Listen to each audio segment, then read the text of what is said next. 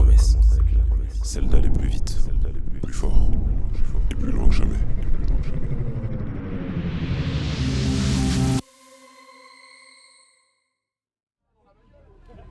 Bienvenue au championnat de France de drift, première manche à Vesoul. On est là sur le stand de Frédéric et ambiance du vendredi soir, installation du stand et on finit de déposer le matériel. On va bientôt repartir au gîte pour aller manger et dormir, mais c'est encore l'ambiance ici.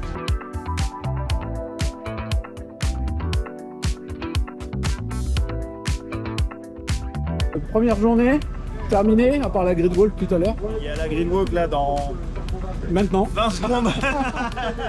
je crois qu'ils finissent quelques trus sur la piste. Ouais, je crois qu'il y a 2-3 battles qui se terminent. C'était le top 32 de la catégorie pro. Là, on a la grill walk, c'est-à-dire toutes les voitures qui peuvent venir sur la piste. La matinée a été un petit peu particulière. On a pu faire 4 ou 5 passages. Il se trouve qu'on avait des petits soucis de boîte avec la troisième qui crochetait un petit peu. Ça, on savait qu'on prenait des risques. Ouais, on prenait un risque avec ça, on s'est dit on le tente, on verra bien si ça va jusqu'au bout. Moi j'avais même prévu une stratégie en voyant des vidéos d'Axel François qui à l'Iron Drift King, il avait eu le même problème mais avec sa 2. Du coup il démarrait en 3 directement. Je me suis dit tiens je vais tester la même chose. J'ai fait un test, ça marchait nickel, j'ai dit bah je vais pas flinguer l'embrayage tu vois. Avant les vrais battles. Avant les vrais battles, je le ferai demain pour les vrais battles.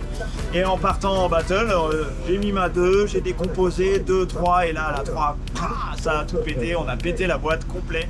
Le synchro de 3 quoi. Par chance, comme on le savait à moitié, T'avais prévu samedi, vendredi, jeudi on a été chercher une boîte et Michael Perrotet, que je remercie, avait une boîte que je lui avais dépannée il y a 2 ans et il me l'a ramenée aujourd'hui, donc du coup j'ai 2 boîtes. Voilà.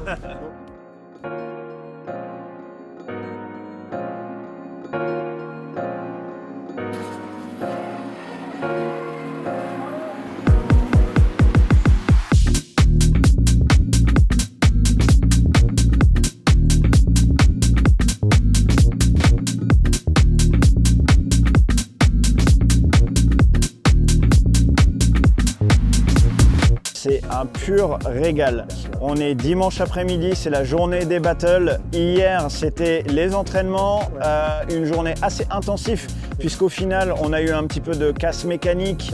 On a la boîte de vitesse qui a pété. J'ai pu faire que 4 passages d'entraînement samedi. Ça a été très très court.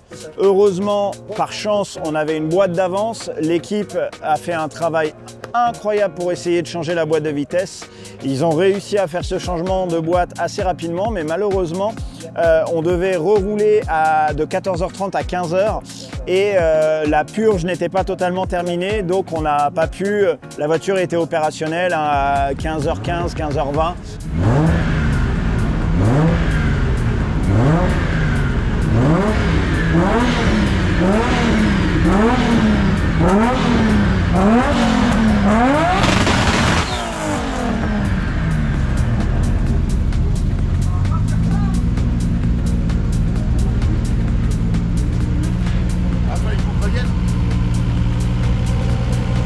Dimanche matin, pour le coup, on a eu la chance d'avoir des essais à 11h30 et là, c'est parti pour voir si cette boîte de vitesse fonctionne bien, si la purge était bien faite. Par chance, ça l'a fait. Les rapports passaient bien. Il a fallu que je reprenne mes marques parce que finalement, j'en avais pas assez. En n'ayant fait que 4 passages, c'était trop limité.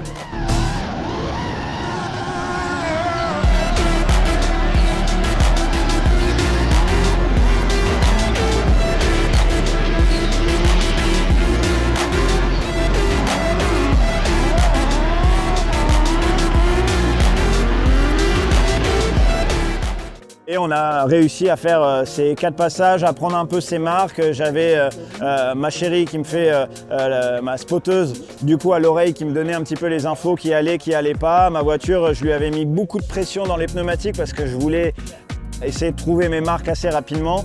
Donc la voiture était relativement lente. On a essayé de faire un petit peu tout ce qu'il faut au maximum. Mais on a réussi après à trouver le réglage qui permet d'avoir une voiture un petit peu plus rapide. mettre de l'angle au bon endroit. J'avais une petite problématique aussi, c'est que mon régime moteur avait tendance à retomber un tout petit peu trop bas. Du coup, Didier de GTR Import a décidé de réaugmenter un petit peu mon régime moteur. De 8000, on est passé à 8200, 8250 je crois. Ça permet de diminuer un petit peu cette perte de puissance au moment de la relance. J'ai compris aussi qu'il fallait surtout que je garde l'accélérateur le plus longtemps possible, même dans les épingles. Bon voilà, c'est chaud, c'est un peu serré, mais c'est comme ça que ça marche et c'est cool. Et il se trouve que je tombais contre Karim Jahan. Bon, Karim, j'adore Karim, il est très énervé au volant, c'est un nerveux de fou derrière le volant et après quand tu le vois, il est super peace, il est cool, tu parles avec lui, il est détente et tout, c'est grave agréable de discuter avec lui. Par contre, derrière le volant, c'est un tueur quoi. On s'est vu un petit peu avant, il était inquiet, savoir si le battle allait bien se passer puisqu'il a appris les soucis mécaniques que j'ai eu. Et donc il est venu me voir juste avant le battle, il m'a dit c'est bon, c'est réglé, on peut se faire une vraie bataille, un vrai fight et tout. Donc j'ai dit ouais vas-y, on va y aller, c'est nickel, la voiture t'inquiète pas, elle fonctionne. On se présente pour le top 32 sur la start line, on fait la zone de chauffe tous les deux, tout va bien.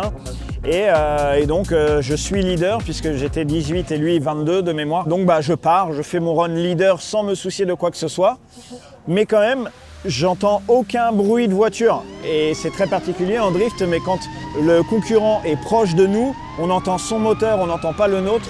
Et là, j'entendais pas du tout son moteur. Donc je me suis demandé un petit peu ce qui se passait.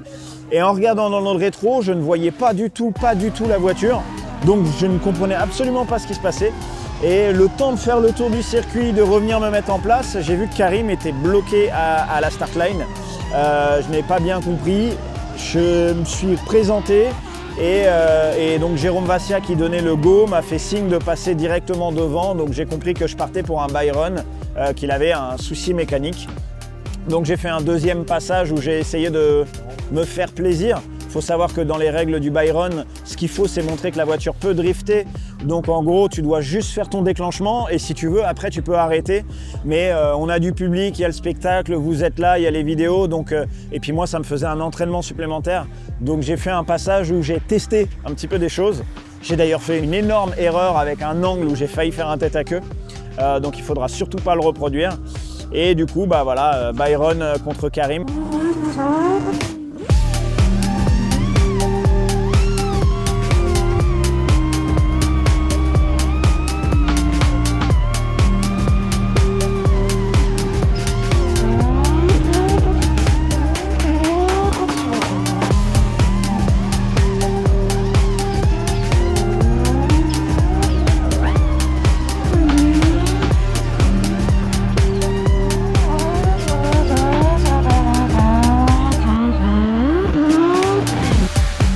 Un peu dégoûté pour lui, j'aurais voulu que ça se fasse vraiment en fight complet du début à la fin. Comme je lui ai dit, j'ai été le voir juste avant de repartir là. Je lui ai dit écoute Karim, c'est moi qui ai eu des problèmes tout le week-end et c'est toi qui au moment du départ a un souci, ça fait chier. Malheureusement c'est ça le drift aussi, c'est ça le sport automobile. Maintenant la suite, on est en top 16, donc ça déjà c'est bien puisqu'on marque des points. Par contre, ça c'est problématique. Puisque maintenant, on affronte Jason Banet, le numéro 1, le champion de France en titre, celui qui est qualifié pour le Drift Master. Normalement, il n'a rien à faire ici. Il est venu en wheelcard nous enquiquiner. Bon, voilà. Ce qu'il y a de bien, c'est qu'affronter quelqu'un comme Jason Banet, tu sais que tu peux y aller à fond, puisque lui, quoi qu'il en soit, peu importe qui tu es, il y va à fond. Il roule super bien, il ne se pose pas la moindre question. Donc, c'est en roulant face aux meilleurs qu'on devient meilleur aussi. Donc, on va essayer de faire le maximum.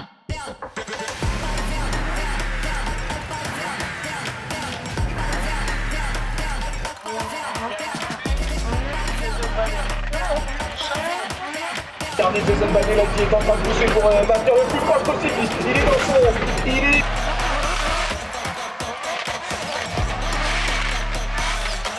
Oh là là, la possibilité encore une fois. Il joue avec son leader, littéralement.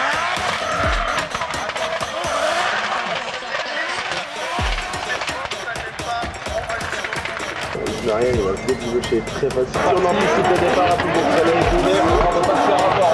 Là, on prend deux qui ne veut pas...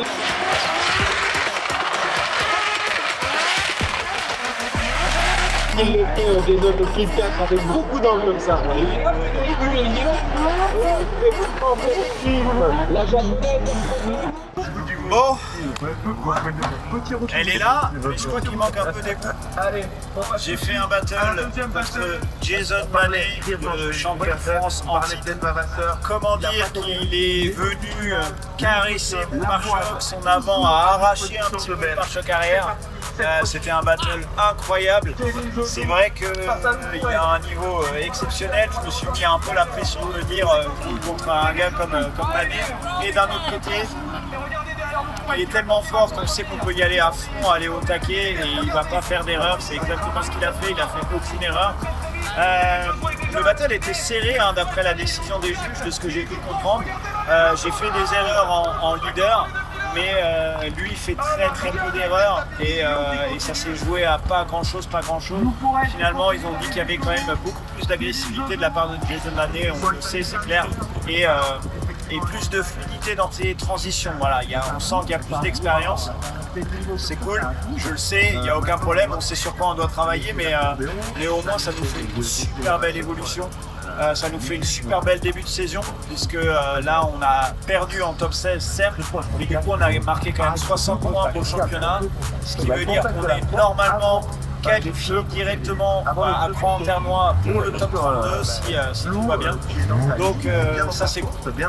C'était un super battle, visiblement un super On va essayer de vous faire un maximum de contenu cette année, un maximum de médias. On a David, le nouveau vidéaste, qui est là avec nous pour ça. Donc il faut avoir un maximum de soutien. En fait, on a besoin de vous. Il y a besoin, comme d'habitude, de s'abonner, de mettre le petit pouce bleu et de nous mettre des commentaires. On prend le temps de répondre à vos commentaires, c'est super important. Et en fait, ça va nous aider au maximum. Ça nous donne beaucoup de motivation pour la suite. Donc vraiment, abonnez-vous.